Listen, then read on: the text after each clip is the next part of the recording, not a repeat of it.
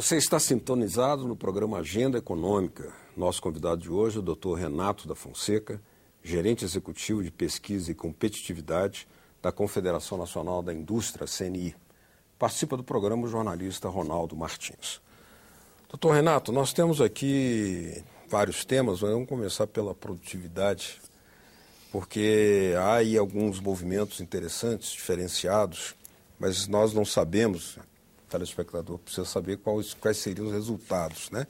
É o seguinte, o aumento da importação da indústria de transformação nesse ano está concentrado em setores de alta tecnologia e também de média alta tecnologia, e não naqueles de baixa e média baixa tecnologia, como ocorreu, por exemplo, no primeiro semestre do ano passado.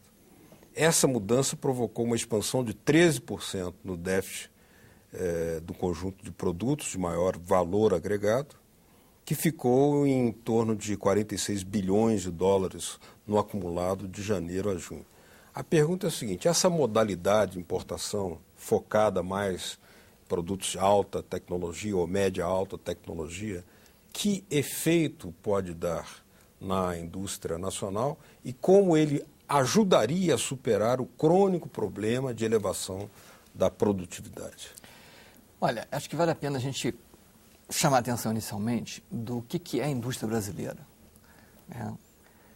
Porque às vezes você fala, olha, não importa se eu estou vendendo carros ou soja ou serviço, e é verdade, se eu tenho um retorno, é isso que eu estou preocupado.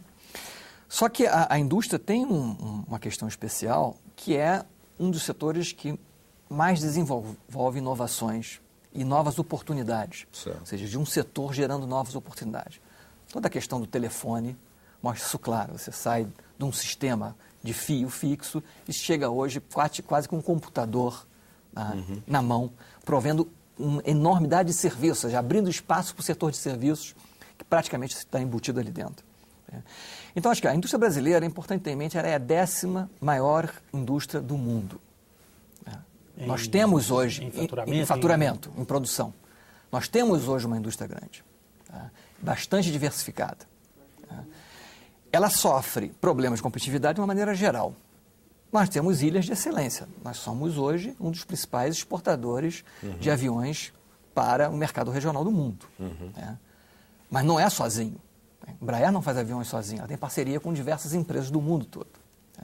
Então, acho que a primeira visão a gente não pode ter a visão da década de 50 e 60, onde se achava que a indústria ia produzir tudo aqui dentro, do início, do grão, do minério até o carro todo montado. A indústria do mundo hoje não é assim, as peças são montadas em vários lugares. E aí já traz um outro problema da nossa competitividade, que é a burocracia de exportar e importar. Bom, qual é o problema da gente ir perdendo indústria na área de alta tecnologia? Ou seja, por que está crescendo mais as importações nesse setor? Porque a gente não está sendo competitivo, porque nós não estamos investindo em inovação, a gente não está inovando. E volta o problema inicial da educação. Volta o problema da capacidade da confiança em você inovar em setores mais difíceis de produzir. Agora, é o setor de alta tecnologia que concentra mais investimentos em inovação? Né? De inovação, sim. A outra coisa importante também ter em mente, que às vezes a gente compara muito o Brasil com outros países, a gente tem uma estrutura industrial com menos setor de alta tecnologia. Então, no agregado, você acaba inovando menos que os outros. Ou seja, você não é um país que totalmente na área, por exemplo, o que é o setor de alta tecnologia que a gente fala de investimento em inovação? É toda a parte de eletroeletrônica, é a parte química, farmacêutica. Farmácia. Aonde o Brasil realmente não tem uma penetração muito grande. Nós temos oportunidades aí, temos. Toda a questão da biodiversidade é uma oportunidade excepcional que o Brasil tem.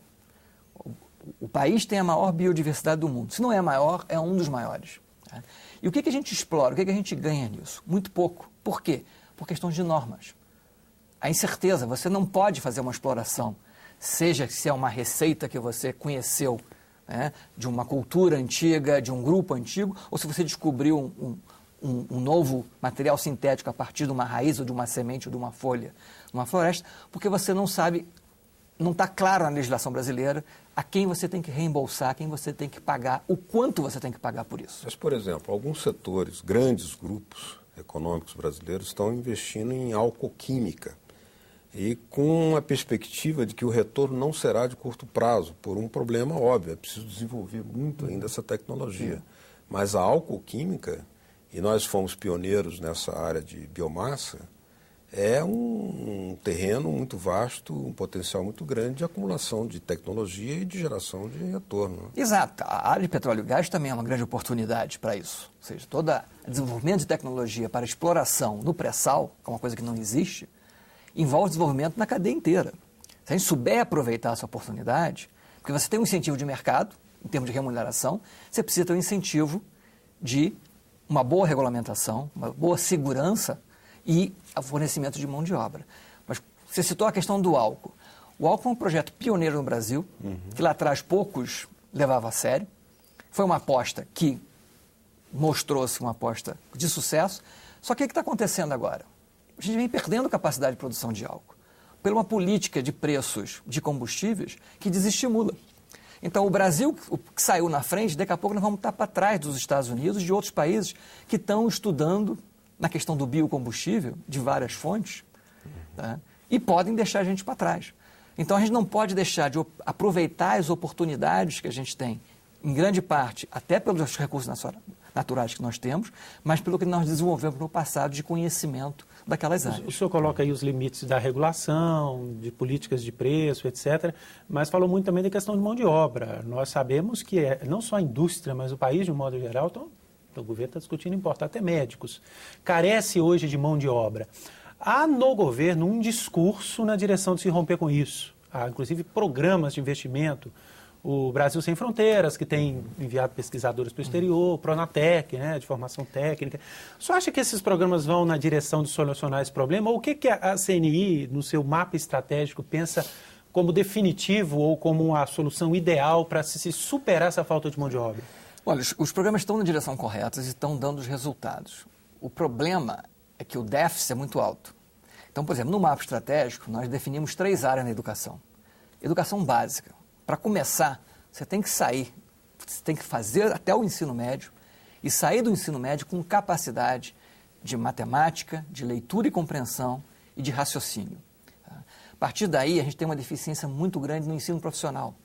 O ensino profissional ele é desvalorizado, ou seja, a sociedade às vezes olha para aquilo, prefere às vezes ir para um curso de graduação de baixa qualidade, onde você não vai conseguir um aumento salarial muito grande, do que fazer um ensino técnico que tem uma demanda muito alta na indústria e que vai te pagar um salário mais alto. Mas a oferta é muito pequena. E também na questão de ensino de engenharia, que foi tocada. Agora, as 3 vertentes elas são muito ligadas. A questão da educação básica ela é essencial. Só que a educação básica a gente só vai resolver para a próxima geração. Se eu ficar parado aí, nós vamos ter que esperar muito tempo. Então, por isso que esses programas que estão atacando o problema em vários lugares, desde a educação básica até na universidade, eles são bastante positivos. O Brasil, quando você olha o teste do PISA, foi um dos mais cresceu no PISA. Só que os outros também cresceram. Mesmo tendo crescido menos que a gente, mas todos estão crescendo. A gente tem que tomar um cuidado e dizer o seguinte, olha, melhoramos, mas tudo bem, mas para ser competitivo eu tenho que melhorar mais do que os outros. E eu estou conseguindo fazer isso. É essa dificuldade que a gente ainda precisa ultrapassar. O senhor falou aí sobre aquele lance das importações, né? Porque estamos importando na área de alta tecnologia. Agora tem um estudo do IED, tem uns números aqui que vou pedir seus comentários também, doutor Renato, que o IED é Instituto de Estudos de Desenvolvimento Industrial, né? Esse estudo aponta que as exportações da indústria brasileira mostram resultados inversos aos da importação. Ou seja, a alta tecnologia teve queda de 11,8% e a média alta tecnologia recuou 4,6%. Isso no ano passado, né? No ano passado, esses setores exportaram 10,2% e 0,3%, respectivamente, a mais. Ou seja, esse comportamento não iria contribuir para reforçar o que os especialistas estão chamando de perfil agroexportador da economia brasileira? Sim, eu acho que por exemplo, a gente não é perigoso? A gente tem um estudo com a FUNSEX, que é a Fundação Centro de Comércio de Estudos de Comércio Exterior, que a gente calcula o que a gente chama de coeficiente de penetração das importações, que é qual a parcela do mercado que é atendido por importações. Você tem nos últimos 8 anos um crescimento de 10 pontos percentuais. Tá? Ou seja, chegando a 20 e poucos por cento, saindo de 10, chegando a 20 e poucos por cento. Dobrou? Dobrou, em um período muito curto. É preocupante. Tá? Manufaturados como um todo. E as exportações com dificuldade. Na verdade, a dificuldade das exportações brasileiras não é de agora. Antes da crise, a gente vinha crescendo muito, mas crescendo puxado pelo mercado doméstico. Tá? O Brasil cresceu puxado pelo mercado externo ali antes de 2000, no início, ali na década de 90, crescia, parava. Tá? A gente teve um boom de crescimento do comércio internacional a partir de 2000, que nós não aproveitamos, ou seja, não nós, a manufatura não aproveitou, porque o setor exportador de recursos naturais, minérios, por exemplo, e toda a agricultura aproveitou muito. Os preços de commodities cresceram muito, tá? E nós aproveitamos essa onda. Qual é o perigo disso? No sentido, a China entra comprando muito e vai continuar demandando muito, vai demandar menos agora, o pessoal começa a ficar muito preocupado de minério, de commodities, mas a China vai continuar demandando bastante alimento e recursos naturais. A Índia se desenvolvendo vai ser a mesma coisa. Tá? Isso gera um incentivo muito grande para esses setores. E nós temos que aproveitar. Você pega os Estados Unidos, eles aproveitam as exportações dele de recursos naturais e alimentos. O perigo é você deixar de investir na manufatura. Ou seja, fazer essa troca sem pensar na manufatura. E quando você combinou isso com a valorização do real que teve desde 2004 até 2010, ali, mais ou menos, você começou a ter perda de competitividade que não apareceu na balança comercial, porque o setor agro estava segurando. Né? Estava segurando. Tá? Então, quando hoje você vê o dado, pela primeira vez ano passado, se não me engano, você tem a participação das exportações de básico maior do que de manufaturados. Porque eles começaram a tomar conta desse mercado. Tá? Tudo isso está baseado exatamente na falta de competitividade. Ou seja, então, e a falta de competitividade, é óbvio que falta investimento, falta educação. Mas também a gente tem que ter o trabalho que a gente chama de competitividade sistêmica. Você precisa ter previsibilidade, uma boa política macroeconômica. O déficit ainda está alto, a inflação brasileira ainda é muito alta em relação aos nossos principais concorrentes. Tá? Você precisa ter logística, o sistema de transporte precisa ser eficiente e mais barato. Né? O nosso produto sai da fábrica mais barato do que em outros países, mas chega no porto mais caro. Né? Toda a questão da legislação trabalhista, a dificuldade que a gente tem nessa mudança, o mundo é mais flexível. A legislação trabalhista também precisa ser. As negociações entre empresários e trabalhadores precisam ser reconhecidas. Nossa lei é muito engessada, demora a fazer as mudanças. E com isso você não consegue se atualizar. Tá? Então acho que esse conjunto de problemas que afeta a competitividade fez esse resultado na manufatura. Ou seja, os setores começaram a perder espaço e a recuperação ela passa por aumento de competitividade. O senhor colocou um elemento aí que é o câmbio, fundamental para essa balança comercial, exportações, importações. Nos últimos 2 meses a gente vê o dólar mudando de patamar. Né? Não vamos fazer previsão aqui, mas ele sai ali de um patamar de 2, os especialistas falam que vai para esse patamar de 2,20 e daí não deve sair mais. O dólar, por um lado, beneficia as exportações, mas por outro, aumenta as importações. Como é que a indústria vê esse movimento do dólar? O senhor falou que o câmbio foi um dos fatores problemáticos, né, na primeira década dos anos 2000. Como é que esse movimento pode ser favorável ou prejudicial à indústria? Olha, acho que é importante primeiro que o câmbio, eu não vejo o câmbio como solução. O câmbio responde, é um preço da economia, ele responde à situação. Então, por que o câmbio valorizou lá atrás? Porque a gente tinha uma taxa de juros muito alta, uma atração de recursos. Naquele momento você tinha uma economia melhor estruturada, todo o processo que a gente teve desde a década de 90, né, resolvendo o problema da inflação, ou diminuindo, não está totalmente resolvido, mas diminuindo bastante esse problema, organizando as contas públicas, né, dando mais previsibilidade, você aumentou os investimentos. E, por outro lado, a entrada da China, essa grande demanda por recursos naturais, também aumentou as exportações de recursos naturais e de alimentos. Com isso, você gera essa valorização da moeda brasileira muito forte. Tá? Só que, à medida que isso vai acontecendo, você vai tirando competitividade do setor manufaturado. Tem um lado positivo que você pode dizer, mas você pode importar máquinas mais barato, você pode importar peças mais barato. Isso é verdade e isso é importante numa economia globalizada, onde você não vai produzir tudo domesticamente. Mas se esse processo continuasse, você não ia produzir mais nada aqui dentro, porque você podia importar, começar a importar tudo. Muda até a natureza da empresa, né? Exatamente. Deixa de ser produtiva para ser comercial. Hoje no Brasil, eu acho difícil você chegar e falar assim, a indústria brasileira defende um câmbio mais alto ou um câmbio mais baixo. Você vai ter setores que hoje é intensivo em partes e componentes importados, e ele não vai querer um câmbio muito alto, e setores que ainda, e principalmente, por exemplo, você pega um setor agrícola, que usa pouco conteúdo importado e só exporta, ele prefere muito mais um câmbio muito mais desvalorizado. Mas eu acho que tem duas questões no câmbio. É preciso ter estabilidade, para você ter previsão, para você calcular melhor a margem de retorno.